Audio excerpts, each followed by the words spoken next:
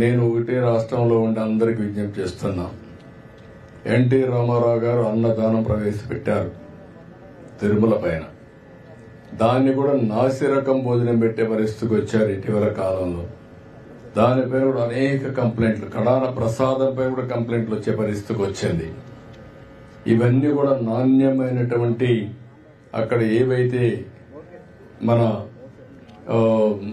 దానికి కావాల్సినటువంటి ముడి సరుకులన్నీ కూడా నాసిరకం వాడడం, అది కాకుండా పవిత్రమైన దేవాలయాల్లో కూడా అపవిత్రమైన ముడి సరుకులు వాడడం, ఇలాంటివన్నీ చేసి కంపు చేశారు.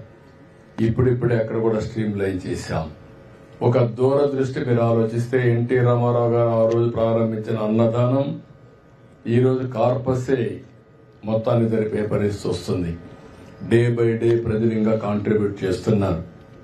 ఎప్పుడైనా సరే ఒక మంచి వ్యవస్థను ఎస్టాబ్లిష్ చేసి ఒక పవిత్రమైన కార్యక్రమంగా దాన్ని తీసుకున్నప్పుడు ప్రజలు స్పాన్సర్ చేయడానికి ఏమాత్రం వెనుకాడనే దానికి అన్నదానం టీటీడీలో ఒక ఉదాహరణ అని చెప్పి నేను మీకు తెలియజేసుకుంటున్నాను.